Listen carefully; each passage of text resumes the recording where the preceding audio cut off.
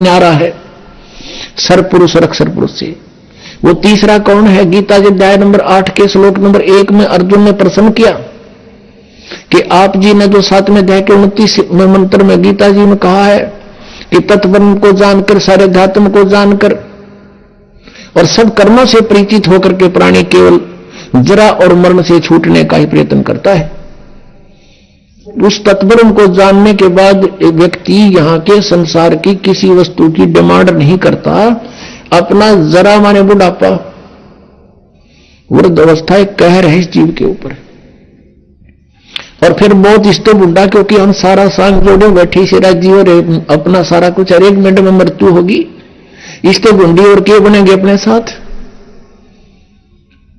तो कहते हैं जिसका बात समझ में आ गई तत्ब्रह्म, वो तत्ब्रह्म कौन है? अर्जुन पूछा कि कौन है तत्ब्रह्म? वो परमात्मा कौन है? 8वें अध्याय के 3रे श्लोक में गीता ज्ञानदाता ने उत्तर दिया, वो परम अक्षर ब्रह्म है। यानी गीता ज्ञानदाता से अन्य है कोई। उसी के विषय में गीता जी अध्याय नंबर 15 के श्लोक नंबर 17 में बताया है कि उत्तम पुरुष है तो अन्य है, वो परम अक्षर ब्रह्म है। इन दोनों से न्यारा है सरपुरुष और अक्षर पुरुष से। और वही परमात्मा इति उदाहरते, उसको भगवान कहा जाता है। परम माने श्रेष्ठ, अच्छी आत्मा। और ये अच्छी आत्मा के काम, किसी का बेटा मार्ग से, बेटी मार्ग से कैंसर हो रही, पूरे परिवार के परिवार नष्ट हो जाते एक एक्सीडेंट में, 100 बहाने करके ये रोज खाता है। तो ये एक परमात्मा के काम है, ये श्रेष्ठ आत्मा के काम है। ये स्वयं कहता 11वें अध्याय के 32वें श्लोक में, तो काल हूं भाई। अब काल तो हमने से टिंडे देगा जिसे देन लाग रहा है। अब परमात्मा इति उद्धारते श्रीमद् भगवत गीता अध्याय नंबर 17 में एक बहुत निर्णायक ज्ञान दे रखा है। क्योंकि ये आध्यात्मिक वर्ड है, आध्यात्मिक शब्द है, आध्यात्मिक शास्त्र है। ये कोई डूम बाट के गीत नहीं, ये गॉड गिवन स्पिरिचुअल नॉलेज है। इसको समझना बालकों का खेल नहीं। जब तक मालक की सूरत नहीं आवे, कबीर परमात्मा की रजा बिना हम सदग्रंथ भी नहीं समझ सकते। ये सत्कर मान लेना, जीव के बस का नहीं है सदग्रंथों ने समझ सके। ये तो परमात्मा अंदर से प्रेरणा करके अंदर की जो अज्ञान हटाता है दास पर, वो राजी हो जा, प्रसन्न हो जाता है। दास गरीब मेर सतगुरु की खोला बदर कवाड़ी, जिसके ऊपर परमात्मा की मेहर की नजर हो जाती है, उसके वो अंध कपाट खोल देता है। इसमें बताया है कि उत्तम पुरुषत्व ने परमात्मा इति उदाहरते है, जिसको परमात्मा कहा जाता है। अब देखो ये परमात्मा है। इसको तो कसाई बता, जैसे कसाई बकरे पालता है, सब सुविधाएं देता है उन बकरों को, तालाब बनवा देता है, शेड डाल देता है, चरागाह बनवा रखे हैं। और जब वो कसाई जाता है उन बकरों में, बकरे समझते हैं हमारा बहुत नेक मालिक है, हमारे को कितनी सुविधाएं दे रखी है। और वो ऐसे उनको हाथ लगा के चेक करता है। बकरे उसको प्यार देते हैं, जीभ से चाटते हैं, लाड देते हैं कि हमारा अच्छा मालिक है, हमारी कितनी केयर टेक रखता है। उनको ये नहीं पता, वो मुंह देखा है तुम कह किलो के हो गए, मांस कितना हो गया इनमें। और वो न सोचे ये हमारी सेवा कर रहा है, हमें प्यार देना है। तो हम यहाँ की सुविधाएं देखकर, यहाँ काजू किस्मत सेब संतरे, कितने सुंदर बाग बगीचे, झरने बहे, दरिया चले, कितना अच्छा यहाँ पर फल फ्रूट कणक। हमने सोचा भगवान बड़ा दयालु, जो किसी सुविधा दे रखी है। और जब दयालु कहा जाता है, जब किसी बेटा मर गया, कुनबा का परिवार नाश कर देता है, तब कहां जाती है इसकी दयालुता? पुण्यात्माओं ये ज्ञान आज तक किसी ने हमारे को बताया नहीं। ये काल के दूत सतलोक का ठेका ले रहे, 2-3 पंथ चल रहे हैं, इन्हें कह का नहीं पता। और श्रद्धालु आंख मीच कर बैठ गए, उनको परम धनी मान के, उनको कख नहीं पता। अब इसमें बताया कि उसको परमात्मा कहते हैं। अब जैसे परमात्मा भगवान का काम होता है सुख दे दुख ना दे।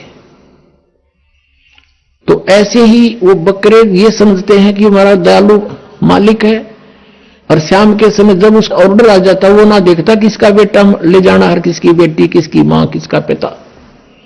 वो डंडा लेकर निकाल लेता मोटे मोटे छांट के,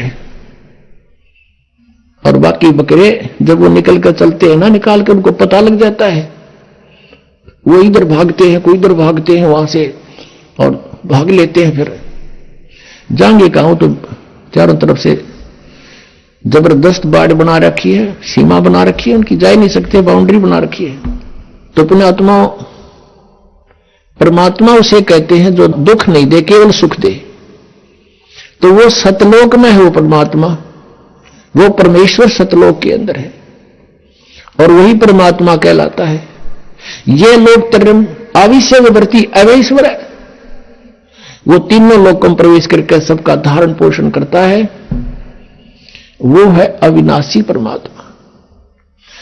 तो पुण्यात्मा, अब प्रसंग चल रहा है कि परमात्मा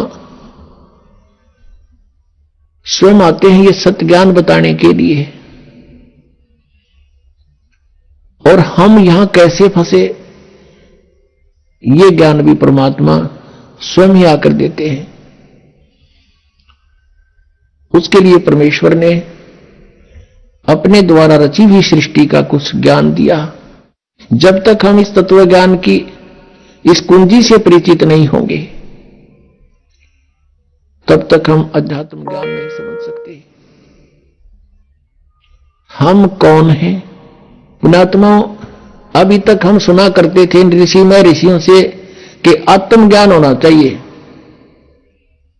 और परमात्मा कहते हैं कूप की छाया और कूप के माही ऐसा आत्मज्ञान। जैसे कुएं की छाया कुएं तक सीमित है, उसके बाहर कोई यूज नहीं कुएं की छाया का। कूप की छाया कूप के माही ऐसा आत्मज्ञान। आत्मज्ञान तो ये है कि हम कौन हैं और कहां से आए हैं, हमारा यहां जीने का उद्देश्य क्या है, ये तो है आत्मज्ञान। और फिर परमात्म ज्ञान कि वो परमात्मा कौन है, कहां है, कैसा है, कैसे मिलता है, उसको हम पाने का प्रयत्न कर रहे हैं, तो उससे हमें लाभ क्या है, ये परमात्म ज्ञान। तो यहां सत्संग के अंदर आत्म और परमात्म दोनों ज्ञान बताए जाते हैं। अब ये सबको मालूम है कि हम यहां क्यों फंसे हैं, हम जीव हैं, ये बताते हैं सभी हम जीव हैं, और जीव का धर्म जन्म और मृत्यु है, और हमने यहां भक्ति करके स्वर्ग में चले जाना है। स्वर्ग में जाकर के क्या करना है, वहां अपने ठाठ भोगेंगे, मौज करेंगे, वहां मौज कितने दिन करोगे, बस फिर क्या पता, वहां मौज करेंगे जितने आपकी जेब में चवन्नी होगी, जितने पैसे टके आप पुण्य भक्ति साधन के जोड़ के ले जाओगे, उस स्वर्ग महास्वर्ग रूपी होटल में बर्बाद करके खर्च खाकर फिर वापस आ जाओगे, क्योंकि वो आपका भोग समय है, भोग का स्थान है। कर्म बनेंगे यहीं पृथ्वी पर आकर। तो अब यहां से जैसी कमाई करके जाएंगे वहीं जाएंगे जहां की हमारी साधना होगी, और वहां अपना ये समय बर्बाद करके पूंजी नष्ट करके हम फिर वापस आएंगे। तो ये जन्म और मृत्यु सदा बनी रहेगी। और इन्होंने अंतिम विधान बना दिया कि जन्म और मृत्यु तो सभी की होती है, और कोई मोक्ष बताते हैं, वो कहते हैं कि परमात्मा में जीव ऐसे मिल जाता है जैसे बूंद समुद्र में है, परमात्मा निराकार है, और फिर नौके समाधि में उसके दर्शन होते हैं। जब समाधि में दर्शन होते हैं, निराकार के ऊपर हो गया वो। फिर बात को घुमाते हैं, हमने डिवाइन लाइट देखा, डिवाइन लाइट ईश्वरीय प्रकाश देखा। जैसे कोई कहे हमने ट्यूबलाइट देखी, ट्यूबलाइट कोई अंधा बोल रहा हो, और उसे पूछे भाई ट्यूब कैसी होती है, और वो कहता मन सारा दिखे।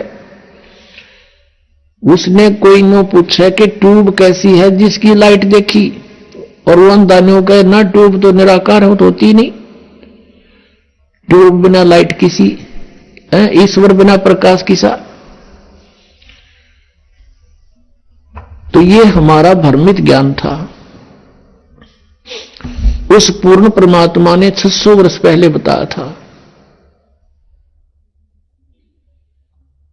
क्या बताया था? धर्मदास ये जग बोराना, कोई न जाने पद निर्वाणा। जैसे आपने सुबह के सत्संग में ऋग्वेद मंडल नंबर 9 सूक्त नंबर 86 मंत्र 26 और 27 में है। ऋग्वेद मंडल नंबर 9 सूक्त 82 के मंत्र 1, 2, 3 में है। आपने आंखों देखा कि परमात्मा की महिमा में लिखा है कि वो परमेश्वर ऊपर तीसरे मुक्ति धाम में रहता है। वो ध्रुवलोक के तीसरे स्थान पर विराजमान है, पृष्ठ पर। वहां से गति करके अत्यधिक तेज गति से चलने वाले पदार्थ की तरह, बिजली की तरह, आकाशीय बिजली की तरह गति करके आता है और अच्छी आत्माओं को प्राप्त होता है, अच्छी आत्माओं को मिलता है, श्रेष्ठ आत्माओं को मिलता है। तो वो ऐसी लीला कौन से भगवान ने कर रखी है? केवल कबीर परमेश्वर ने।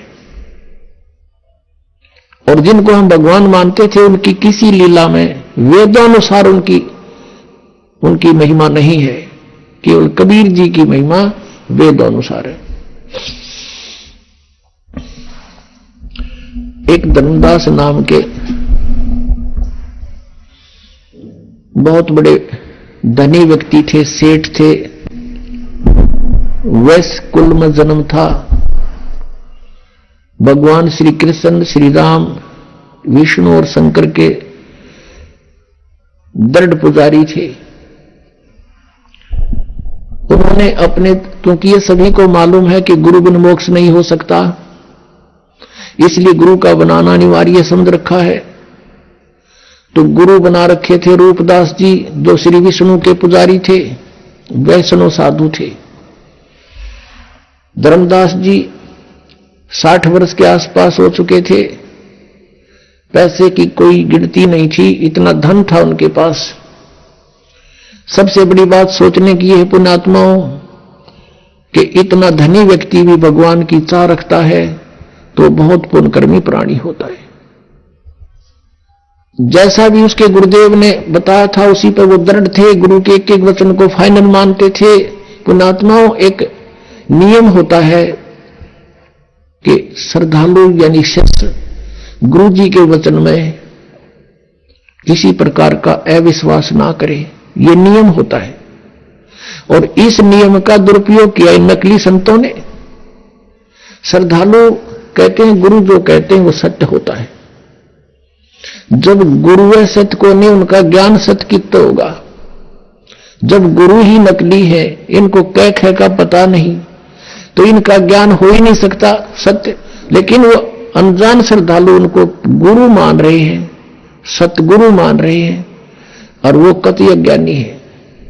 अब ये दास के वर्ड जो आज सुन रहा हो कोई प्रथम बार, तो न सोचेगा कि रामपाल तो अपने आप ने सब तो विद्वान मान रहा है। कि नहीं, दास कोई विद्वान नहीं, लेकिन गॉड गिवन ज्ञान जरूर है दास के पास। विद्वान तो परमात्मा है और उन्होंने ज्ञान हमें दे रखा है। उस ज्ञान का एक डंडोरा पीट रहा दास तो, कि ये ऐसा है, ऐसा है, ऐसा है, बस भगवान ने बता रखा है। उसका दिया हुआ धन है, दास आपको बांट रहा है। कोई ले सकता है तो ले लीजिए। तो जैसा भी उस प्यारी आत्मा को उसके गुरु ने साधन बताया था, उसी के आधार से वो चल पड़ा। गुरु जी ने बता रखा था कि हरे कृष्ण हरे राम, राधे श्याम सीताराम, राधे राधे श्याम मिला दे। ये गुटी पैर रखी थी कि ये मंत्र पार कर देंगे। ओम नमः शिवाय, ओम भगवते वासुदेव नमः। ये पता नहीं 20-25 तो इस तरह के मंत्र दे रखे। और एकादशी का व्रत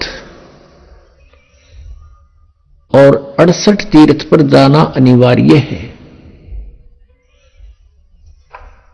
इस प्रकार वो साधक और गीता जी का नित्य पाठ करना चाहिए।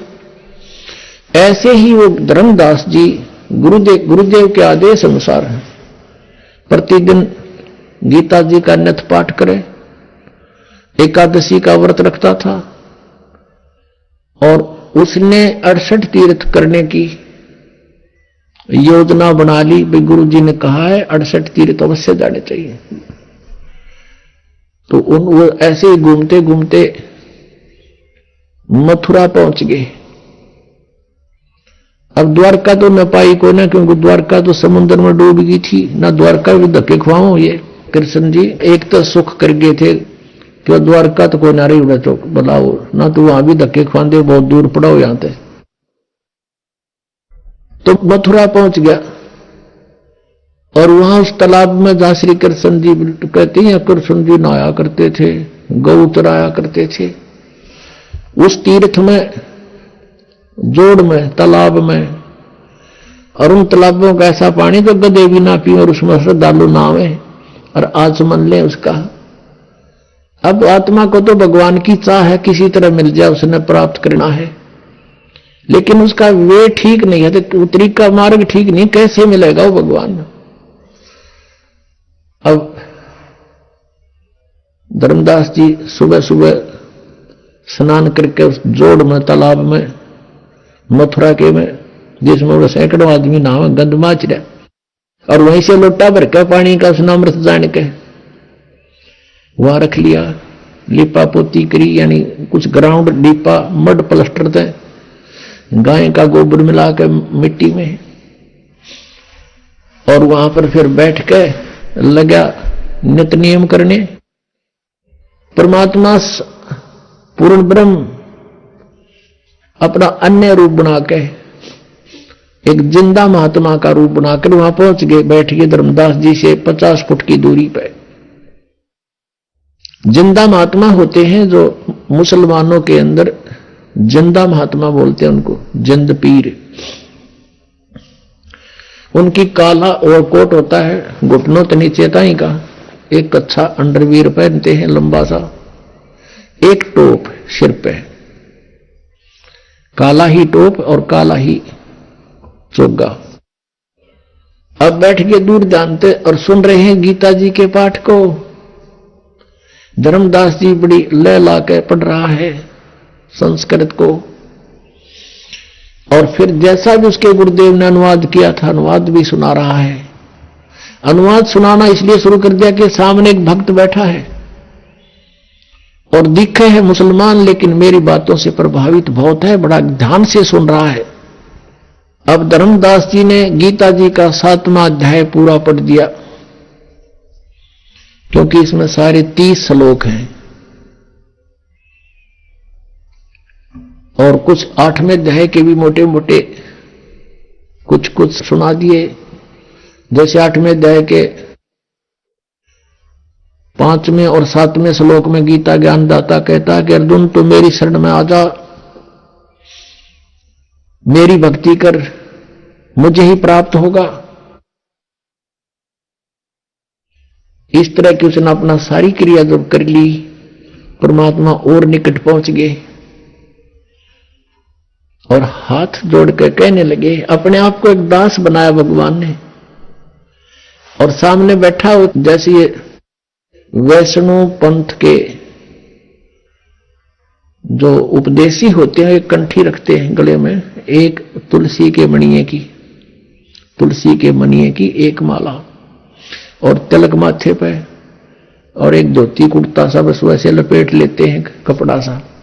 ऐसी वेशभूषा बना रखी, वो सन्यासी वैराग ले लिया उसने, यानी अपने गुरुदेव जी से एक साधु का रूप बनवा लिया, क्योंकि 60 साल का से भी ऊपर उम्र हो गई थी। एक लड़का था, वो अपना कारोबार संभाल रहा था, तो वो अपना भक्ति मार्ग पर चल पड़ा था।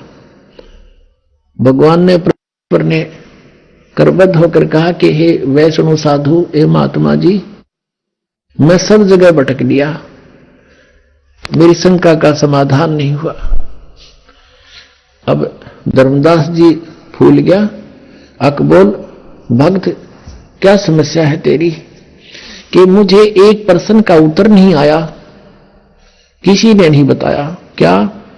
कि कौन ब्रह्मा का पिता है, कौन विष्णु की मां, और शंकर का दादा कौन है, हमको दे बता। धर्मदास जी हंसे पहले तो कि वाह भाई वाह, आपको हमारे हिंदू सदग्रंथों का पता नहीं, इसलिए आप ऐसा बोल रहे हैं। भक्त, ये तो अजरो अमर हैं, इनके कोई माता पिता नहीं है, ये तो सर्वेश्वर हैं, ब्रह्मा विष्णु जी शिव जी, ये तो बड़े समर्थ शक्ति है, अजन्मा है, इनका कोई माता पिता। परमेश्वर ने कहा कि आप अपने सदग्रंथों से परिचित नहीं है महात्मा जी। श्री देवी भागवत में पढ़कर देखो, तीसरे स्कंद में, इनकी जन्म मृत्यु होती है, ये अविनाशी नहीं है। अब उस समय ये संस्कृत में थे सारे, तो उसने एक ब्राह्मण से पूछा कि ब्राह्मण, इसमें कहीं लिखा है? तो ब्राह्मण ने कहा, पढ़कर सुना तीसरे स्कंद में। ब्राह्मण पढ़ता पढ़ता एकदम चुप हो गया, कहने लगा, भाई लिखा था, पर ये तो वैसे लिख दिया होगा।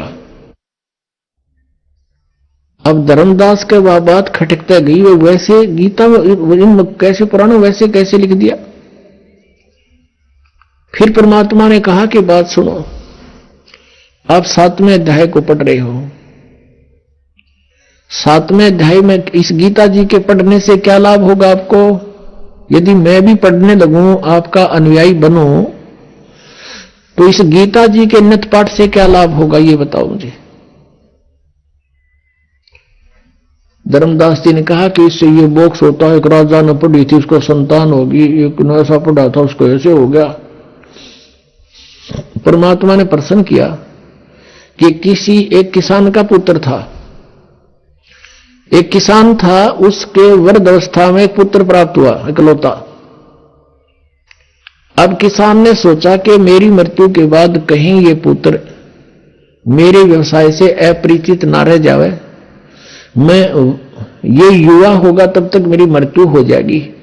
उसने अपना सारा अनुभव एक बही में लिख दिया पैड पे, और कहा, बेटा जब तू सियाना हो जा, बड़ा हो जा, खेती करने लगे, तो मेरे इस लेख को अवश्य पढ़ना।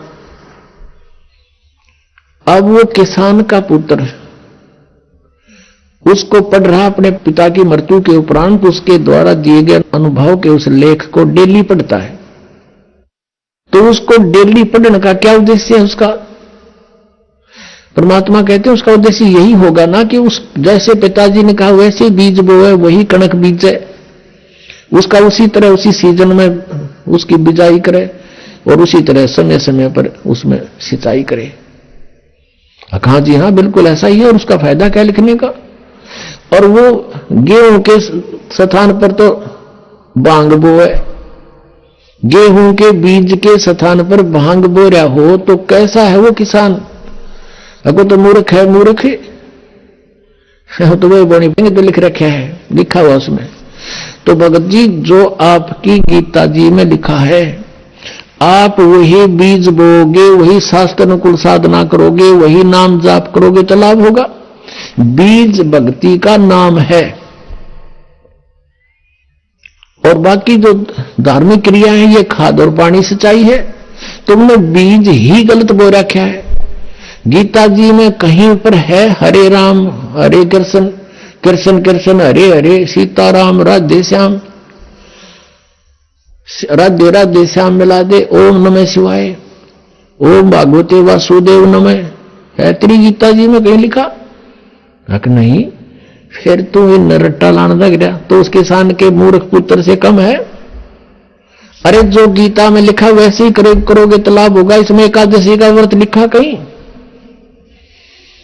6 अध्याय के 16वें श्लोक में मना किया है कि अर्जुन, ये योग यानी साधना भक्ति ना तो अधिक खाने वाले की और ना बिल्कुल ना खाने वाले की कभी सफल नहीं होगी। बिल्कुल ना खाना, व्रत रखना एकादशी का, सारा दिन भूखे मरते हो तुम।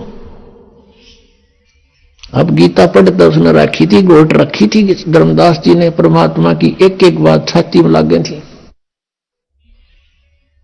अरे तू गीता जी को सिरोधार्य मानता है, भगवान के आदेश विरुद्ध तू साधना कर रहा है। 16वें अध्याय के 23वें श्लोक में लिखा है, शास्त्र विधि को त्याग कर जो मनमाना आचरण करते हैं उनकी ना गति होती, ना उनको कोई सिद्धि प्राप्त होती, ना उनको कोई सुख होता, यूजलेस। अब यो मन बड़ा शैतान है, यो जल्दी से हार नहीं मानता। अब सारी समझ रहा है, सुन रहा है और हृदय में जा रही है। अब क्या हुआ? क्योंकि काल को पता लग गया कि तेरा एक आदमी जाओगा, काल फंस गया ही तो इसके, वो अंदर से प्रेरणा कर दी कि तू, उसने मन में आई कि ये मुसलमान है और ये वैसे बकवास कर रहा है। सभी तो राम नाम ऐसा ही जप रहे हैं, सभी तो इन नामों का जाप करें पूरे हिंदू समाज में। तो उसने क्या कहा धर्मदास ने परमात्मा को कि जिंदा, तेरी बात मैंने बहुत कड़वी लगे और तू महात्मा है ना, मैं तेरे साथ लड़ पड़ता तो साधु वेश में है। आगे से ऐसी बात मत करना, हमारे भगवानों के, हमारे मंत्रों के बारे में फालतू मत बोलना। परमात्मा उसी समय जान गए काल आ गए, इसमें अंतर ध्यान हो गए, भगवान वहां से अदृश्य हो गए। अब सामने आदमी बतलावे, अरे एकदम ओझल हो जाए तो कलजा पाट जाए। और कुछ लाला जी था, सामने से भगवान एकदम अदृश्य हो गए। उसी समय उसका तो धक्का सा लगा और उसने सोचा, देख सारी सच्ची बात बतावे थे, सब सत्य सत्य बोल रहे थे, मेरे भाग फूट गए। ये तो कोई फरिश्ता था, कोई भगवान का भेजा हुआ दूत था, मैंने बड़ी गलती करी और सब बातें सही कह रहा था। अब परमात्मा ने यहां भी बताया था कि जिस तालाब में तू नहा के आया है, इसमें पता नहीं कितने जीव मार दिए तने। अब धर्मदास को जो मालिक ने बताई थी, तू पूजा पढ़े गीता ने, और गीता जी के 8वें अध्याय के 13वें श्लोक में पढ़ ले कि ओम इति एकाक्षरम ब्रह्म विवरण माम अनुसमरण ये परियाति तदंदेहम सयाति परमाम गतिम। मुझ ब्रह्म का केवल एक ओम अक्षर है, नथिंग एल्स। और जो इसका उच्चारण करके सिमरन करता हुआ शरीर छोड़कर जाता है, सयाति परमाम गति, वो परम गति को प्राप्त होता है जो ओम से मिलने वाली परम गति है। और तुम जपो हरे राम हरे कृष्ण राधे श्याम सीताराम राधे राधे, कोई बात हुई? अब एक किसी ने प्रश्न किया कृष्ण के पुजारी तो कि आपका इष्ट देव कौन है? स्वरूप धन्यो का राधे, और फिर होगा श्री कृष्ण जी मेरा इष्ट है। अरे राधे होया कृष्ण जी तेरा इष्ट होया, कमाल की बात करें, बिना अकल की बात। अब राधे श्री कृष्ण जी की वो थी प्रेमिका, और कोई मित्र उससे पहले उसकी प्रेमिका का नाम लेता जूत तोड़े न बाजेगा उनका, यारी तोड़े टूट लेगी उनकी। यानी वो कृष्ण जी की पूजा कर, राधे श्रद्धा कर रहे, थरा गजब हो, ये था सिर पैर है कोई? तो वो भी नहीं कह था धर्मदास भी, जो परमात्मा ने उसको ये सुनाया था, समझाया था, तो उसका सारी बात जचगी के सत्य है। अब उसने सुबह वो क्रिया ना हुई उस भगत जी में जो प्रतिदिन क्रिया करता, और न सोचा ही भगवान वो एक बार फिर आवे। अंदर से सारी रात नो तड़पता रहा, एक बार वो भगवान है परमात्मा, वो कौन था नो तो मैं नहीं जान सकता, एक बार फिर आ जा। मैं कति कोई विवाद नहीं करूं, विनम्रता से सारी बातें पूछूंगा। ऐसे सारी रात करवट बदल कर काट दी। सुबह कोनी पूजा हुई ना, उस जोड़ में नहाने जल करा तालाब में मथुराले में। रोटी बनाने लग गया, बखते उठ के वक्त से खाना बनाने लग गया, लकड़ बाल के, जैसे जंगल से लकड़ी शाम ने तोड़ के ले आया था। चूल्हा बनाया ईंटों का, कच्चा पक्का, उसमें एक मोटी लकड़ी लगा दी साथ में सहयोगी लकड़ियां लगा के अग्नि जला दी, खाना बनाने लग गया, सब्जी बनाई, रोटी बनाई। और वो लकड़ियां जलती जलती निकट आ गई। मोटी लकड़ी लंबी थी 2-3 फुट की, वो जलती जलती निकट आ गया। एंड उसका सामने आ गया धर्मदास जी को आखिरी सिरा दिखाई देने लग गया उस मोटी लकड़ी का। वो बीच में थोथी थी, ओलो थी उसमें, जैसे लकड़ियों में सुराख सा होता है, और थोड़ी थोड़ी सी गिल्ली थी। अब उधर से सूर्य उदय होने वाला हो गया। अब क्या देखता है धर्मदास के उस लकड़ी के अंदर जो वो थोथी थी, सुराख था थोड़ा थोड़ा अंदर, उसमें से चींटियां बाहर निकलने का प्रयत्न कर रही हैं। उनके मुख में अंडे हैं और बाहर निकलने की चेष्टा करती हैं। तो उस लकड़ी के एंड में, अंत में एक तरल सा पदार्थ उबल रहा है। जल लकड़ी गर्म होने से उबल रहा है बाहर के हिस्से पर।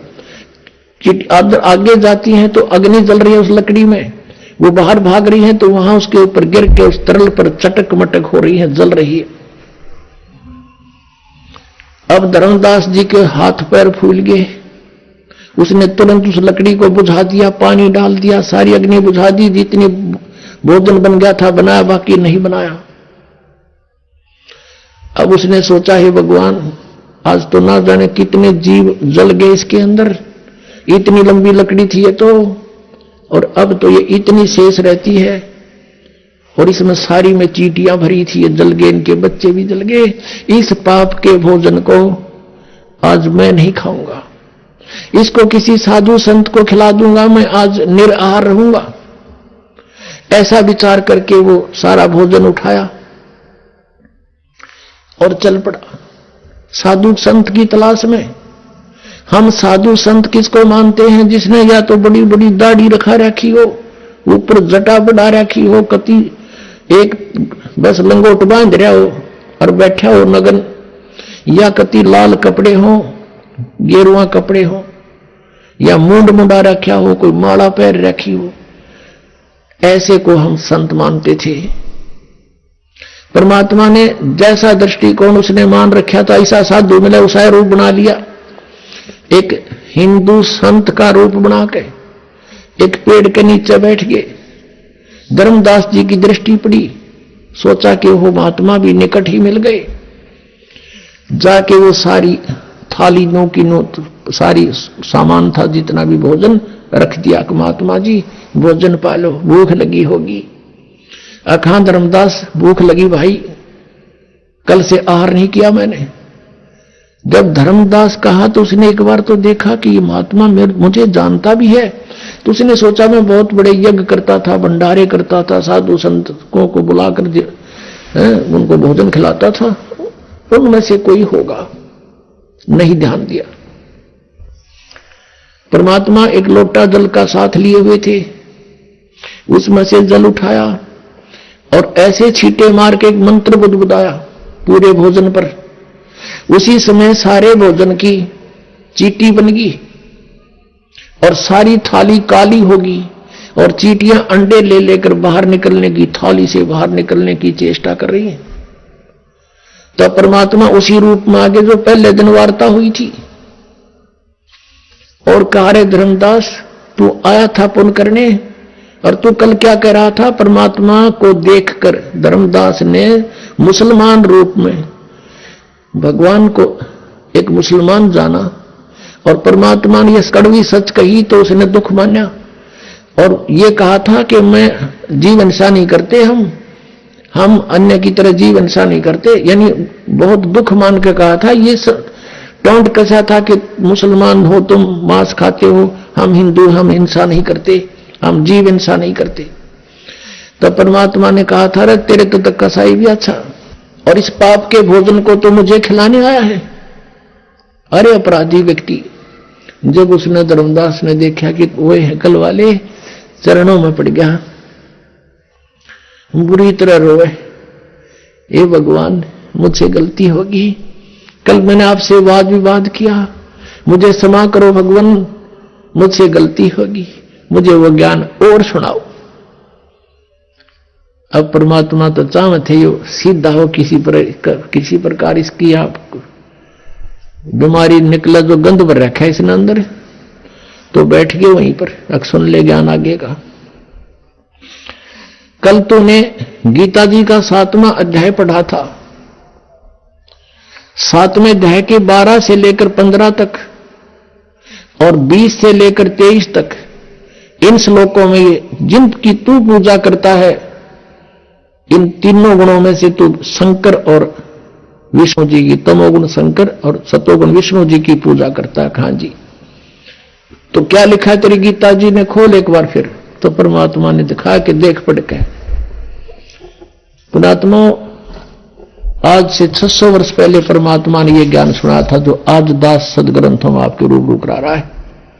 गीता जी हिंदू समाज के अंदर एक बहुत सिरोधार्य अच्छा सदग्रंथ माना जाता है और है, लेकिन इसके अंदर लिखा क्या है ये हमें आज तक नहीं पता था। परमेश्वर कबीर जी ने 600 वर्ष पहले बताया था, क्योंकि वो परमात्मा है। अब देखिएगा श्रीमद् भगवत गीता, गीता प्रेस गोरखपुर से प्रकाशित है। जयदयाल गोविंद का इसके अनुवादक है। ये अध्याय 7 है।